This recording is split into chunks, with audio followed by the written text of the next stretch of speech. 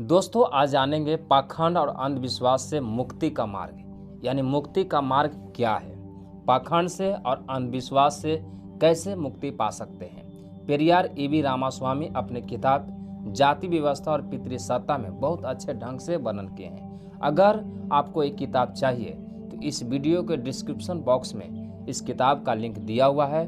उस लिंक से आप किताब को खरीदिए और पढ़िए, यानी पूरा आपको जीवन से पाखंड और अंधविश्वास पूरी तरह खत्म हो जाएगा अगर आप पेरियार साहब को पढ़ लेते हैं तब। तो चलिए शुरू करते हैं। ऐसा क्यों है कि हम एक विदेशी से यह अपेक्षा करते हैं कि वह हिमालय पर्वत की ऊंचाई का पता लगाए, जबकि हम यह दावा करते हैं कि हमने 7 दुनिया ऊपर और 7 नीचे की खोज कर ली है। ऐसा क्यों है कि हम भगवान नटराज के ब्रह्मांड नृत्य का विस्तार करने की क्षमता रखने का दावा करते हैं, पर इस सरल लाउडस्पीकर का निर्माण हमारे लिए पहेली बन जाता है। हमें वास्तव में इन पहलुओं पर विचार करना चाहिए। आपको अपने सामान्य ज्ञान को बढ़ाने के लिए तर्क का उपयोग करने आना चाहिए। मनुष्य को इस दुनिया में अन्य प्राणियों से बेहतर माना जाता है, क्योंकि उसने ज्ञान का उपयोग करते हुए काफ़ी उन्नति की है। लेकिन हमारे देशवासियों की स्थिति इस ज्ञान का उपयोग न करने के कारण बेहद खराब हो रही है, यह बताते हुए कि हमारी भूमि ज्ञान की भूमि है। हम टैंक और मंदिर बनाते हैं, जबकि अन्य देशों में लोग अंतरिक्ष में उड़ते हैं और पूरी दुनिया को आश्चर्यचकित करते हैं। अन्य देशों में ज्ञान का सम्मान किया जाता है और उसी पर भरोसा किया जाता है और उसी को हर खोज का मूल आधार माना जाता है।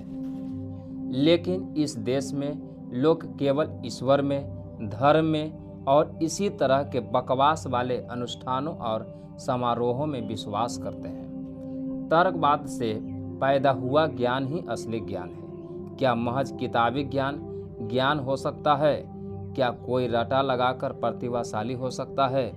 ऐसा क्यों है कि उच्चतम बौद्धिक प्रतिभा वाले शिक्षित व्यक्ति, और वे भी जो विशेष रूप से विज्ञान में डिग्रीधारी है, एक पत्थर को देवता मानकर उसके आगे दंडवत होते हैं?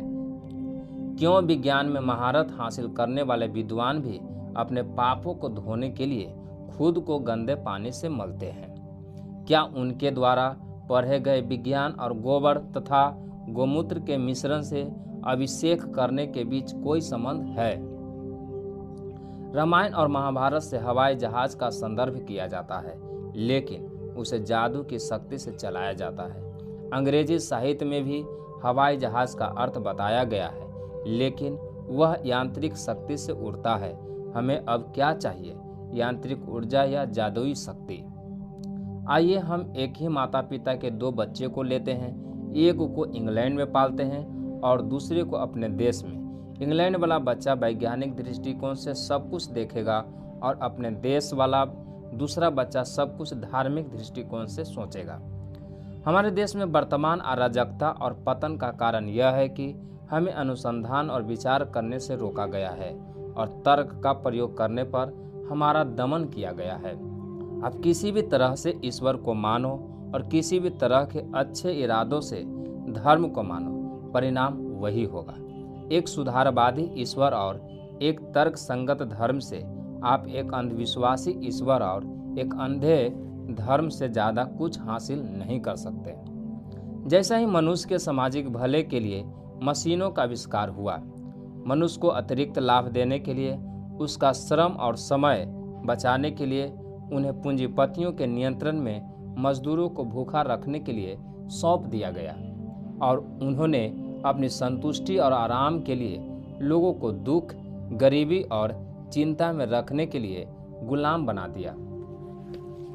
ऐसी गतिविधियां जो तर्क संगत है, बौद्धिक छानबीन और मानवीय जरूरत के अनुरूप नहीं है, उन्हें प्रथाओं, परंपराओं, देवताओं, धर्म, जाति और वर्ग या किसी अन्य के नाम पर नहीं चलाया जाना चाहिए। आदमी के पास विवेक है, यह उसे जांचने परखने के लिए दिया गया है, न कि अंधा जानवर बनने के लिए। मनुष्य विवेक का दुरुपयोग करके खुद को बहुत सी परेशानियों में डाल लेता है, जैसा कि उसने अपनी परेशानियों के विरोध स्वरूप ईश्वर को बनाया है। जीवन में अनिश्चितताएं, अभाव के कारण असंतोष और व्यक्तियों के बीच स्वार्थी प्रतिस्पर्धा यदि एक किसी देश में मौजूद है तो यह स्पष्ट है कि उस देश के लोगों के पास विवेक की पूर्ण शक्तियां नहीं है। जिस देश में लोग स्वतंत्र रूप से और संतुष्टि में रहते हैं, उससे पता चलता है कि वहाँ के नियम विवेक सम्मत है। मनुष्य का मानना है कि उसे अपने बच्चों के लिए धन इकट्ठा करना चाहिए। उनके पास बुद्धि का उपहार है, इसलिए वे अपने समाज को धोखा देकर भी धन इकट्ठा करते हैं। लेकिन जानवरों और पक्षियों के पास बुद्धि का उपहार नहीं है, इसलिए वे अपने वंश के लिए कुछ भी बचाकर नहीं रखते हैं। वे समय आने पर अपने बच्चों के लिए शिकार करते हैं, चोंच में भरकर लाते हैं और खिलाते हैं। वे उनकी परवाह नहीं करते हैं या बाद में उन्हें याद भी नहीं करते हैं। 2000 साल की अवधि के भीतर लोगों ने अपनी बुद्धि का उपयोग करने का विशेषाधिकार खो दिया था। ज्ञान में वृद्धि नहीं हुई और समाज में सुधार नहीं हुआ, क्योंकि लोगों को सवाल करने का अधिकार नहीं था। चीज़ें क्यों है और कैसे होती है, उन्होंने सिर्फ लिखे गए शब्दों को ही सुना और विश्वास किया। उन्हें बताया जा रहा था कि सोचना, बहस करना और संदेह करना पाप है।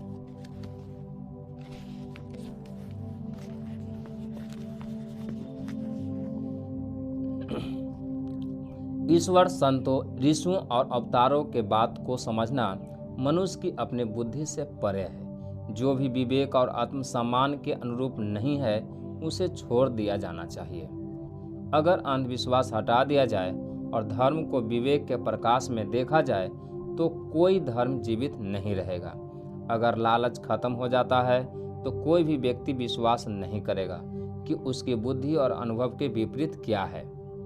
मुझे नहीं पता कि हमारे लोगों को विवेक और परिपक्वता प्राप्त करने के लिए अभी कितनी शताब्दियों का और इंतजार करना है।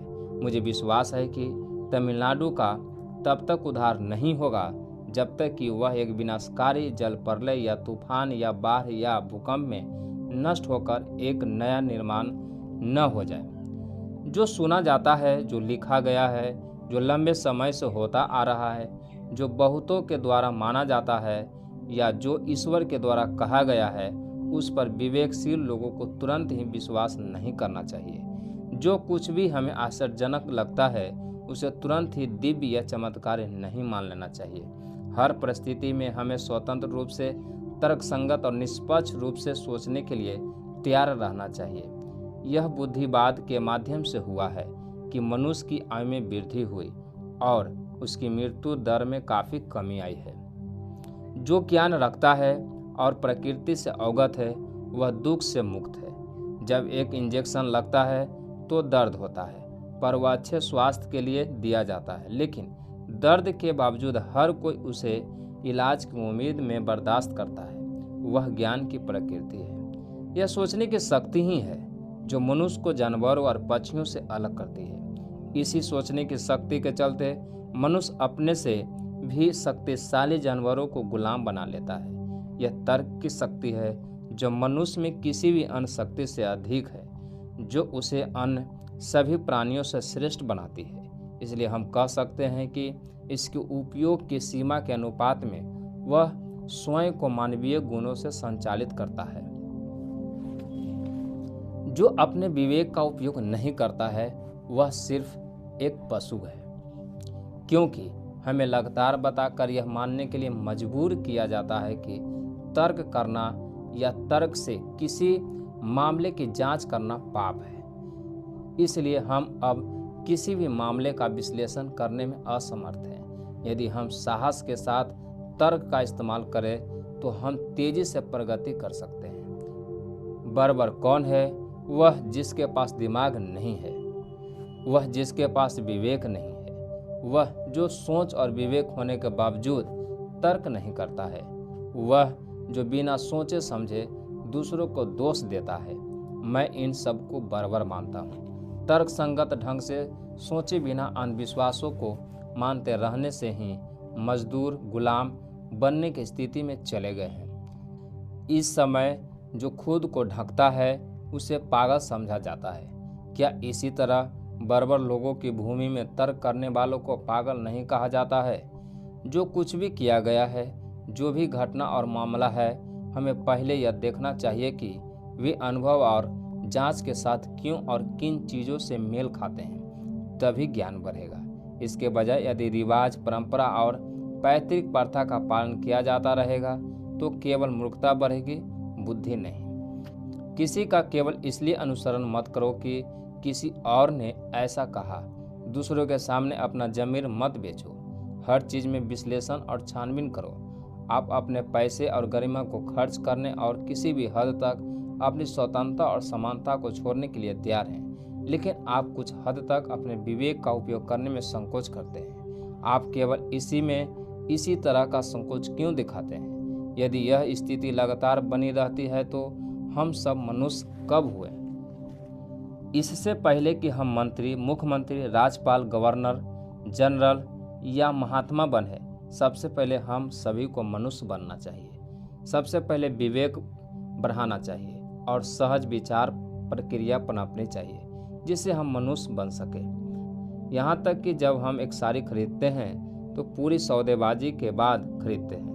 हम उसी दुकान से साड़ी खरीदते हैं जिससे पहले खरीदी थी और जो ईमानदार भी है और सेवा भी अच्छा करता है। हम ऐसे तुच्छ मामलों के लिए अपने विवेक का उपयोग करते हैं, पर महत्वपूर्ण मामलों में विवेक उपयोग करने में विफल रहते हैं, इसलिए हम काफ़ी छले जाते हैं। इसलिए मेरा पहला कर्तव्य विवेक की आवश्यकता पर बल देना है। आज हमें हर क्षेत्र में आगे बढ़ने के लिए ज्ञान की वृद्धि की आवश्यकता है। ज्ञान का बोलबाला होना चाहिए। आज मनुष्य को पैसा या आश्रय या परिवहन की आवश्यकता नहीं है, बल्कि उसे बुद्धि के विकास की आवश्यकता है।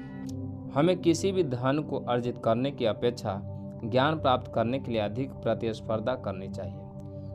आपकी अपनी चेतना आपको नियंत्रित करती है, ईश्वर या धार्मिक लोग नहीं। जो मैं कहता हूँ उसे सीधे स्वीकार किए बिना केवल वही स्वीकार करो जो आपके विवेक को सही लगे और बाकी को अस्वीकार कर दो।